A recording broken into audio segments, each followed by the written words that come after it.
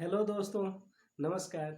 मैं रविरंजन कुमार आप लोगों के सामने एक वीडियो लेकर आया हूं, जिसमें ये डिस्कस होने वाला है कि कोविड-19 एक वायरस नहीं बल्कि एक एंटीवायरस है।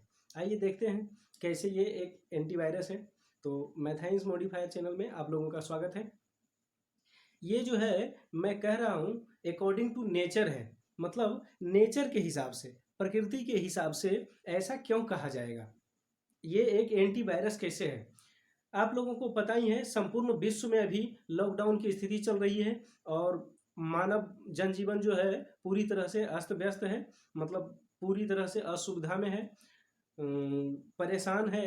कहने का मतलब ये हुआ कि अगर ये जो है बहुत दिन तक चलता रहा, 6 महीने, 2 महीने, 3 महीने अगर चलता है, तो मतलब अर्थव्यवस्था से लेकर जनजीवन, लोगों का जीवन जो है वहाँ तक सब ठप पड़ जाएगा। लगभग सब मतलब निर्जीव टाइप के हो जाएंगे। तो इसका जिम्मेदार कौन है, हम लोग सबसे पहले ये जानेंगे कि हमने चूंकि कोविड-19 को अगर एंटीवायरस कहा है, तो वायरस आखिर कौन है। वायरस भी तो कोई होगा जो कि उस एंटीवायरस को जन्म लेने में मदद किया होगा। तो आइए इस वीडियो में हम देखते हैं। मात्र 5 मिनट के अंदर ये प्रूफ होने वाला है कि एंटीवायरस कोविड-19 है। ठीक है, तो आइए वायरस जो होता है, सबसे पहले उसके बारे में हम लोग थोड़ा सा बात कर लें। वायरस जो होता है वो जनजीवन अस्त व्यस्त करने के लिए होता है। ये तो आप लोग जानते हैं। जिस प्रकार से अभी जनजीवन अस्त व्यस्त है, उसी को हम लोग जिस वायरस के कारण, जिस बायोमोलिक्यूल के कारण ऐसा हो रहा है, उसी को तो हम लोग वायरस कहते हैं। अब सोचने वाली बात यह है कि इससे भी ज्यादा खुराफात इस संपूर्ण धरती पर कौन कर रहा था, ये जानना है। अगर ऐसा आप सोचने लगें तो आपको खुद ब खुद पता चल जाएगा कि संपूर्ण पर्यावरण को पॉल्यूटेड कौन किया है, संपूर्ण पर्यावरण में पॉल्यूशन फैलाने वाला कौन है। जैसे वायु प्रदूषण है, उसमें तरह तरह की चिमनी, बिजली बनाने में हम लोग कोयले जलाते हैं, ईंट भट्ठे, तरह तरह की बहुत सारी फैक्ट्रियां हैं जिससे धुआं निकलती है और वो कहाँ जाती है, पर्यावरण में। हमारा वायुमंडल उससे दूषित हो रहा है।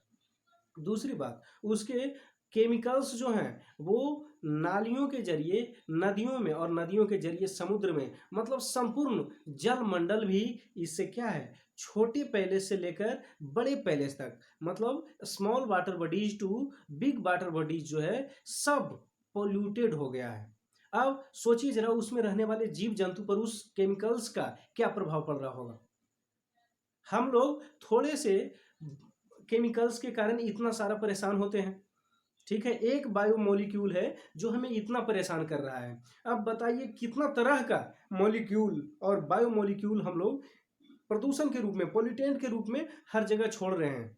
अब बताइए वायरस का मेन रोल कौन कर रहा है। वायरस का मेन रोल मनुष्य कर रहा है हमारे हिसाब से। ये हमारा मत है और आप लोगों का कुछ और भी हो सकता है, इससे भिन्न भी हो सकता है, पर आशा करता हूं कि आप लोग भी इन बातों से सहमत होंगे।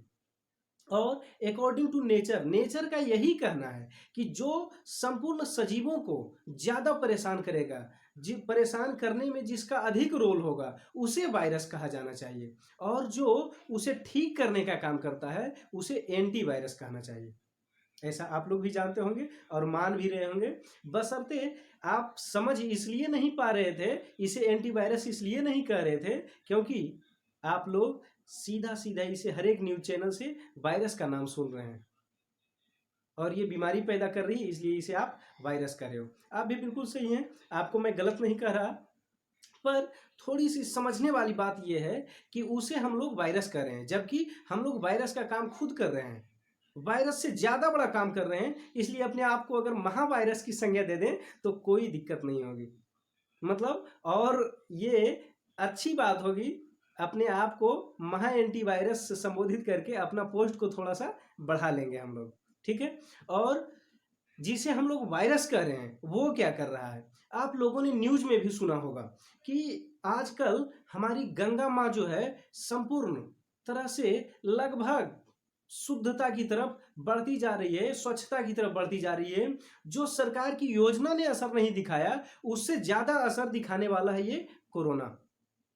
गंदगी फैलना तो बहुत कम हो गया है। बहुत सारे चैनल्स पे तरह तरह की बातें आ रही है कि दूर दूर से कहीं से पहाड़ दिखाई पड़ रहा है, जहां मतलब पहाड़ दिखाई नहीं पड़ रहा था घर से, वहां मतलब 200-300 किलोमीटर दूर पहाड़ी थी। वो पहाड़ी पर का मंदिर, यहाँ तक कि पहाड़ी भी पोल्यूशन के कारण दिखाई नहीं पड़ रहा था। और आज वहां पहाड़ी के ऊपर एक मंदिर है, वो भी दिखाई पड़ रहा है। तो ये सब क्या है? वायुमंडलीय स्वच्छता के कारण पॉसिबल है, वरना ये बात रियल है। वायुमंडल का पोल्यूशन घनत्व के कारण विजिबिलिटी जो है, वो आई साइट की जो विजिबिलिटी होती है वो कम हो जाती है। ज्यादा घनत्व के कारण हम लोग कम दूर देख पाते हैं। कुहासा का एग्जांपल लेकर आप अच्छी तरह से समझ जाएंगे कि जितना ज्यादा डेंसिटी होगी वायुमंडल की, उतनी कम दूरी तक हम लोग देख पाते हैं। तो ये उनका बात भी सही था। आज 95% गाड़ियां बंद है। अब बताइए कितना पोल्यूशन कम हो रहा होगा। कितना, लगभग हर एक फैक्ट्रियां बंद हैं, तो बताइए कितना पोल्यूशन कम हो रहा होगा।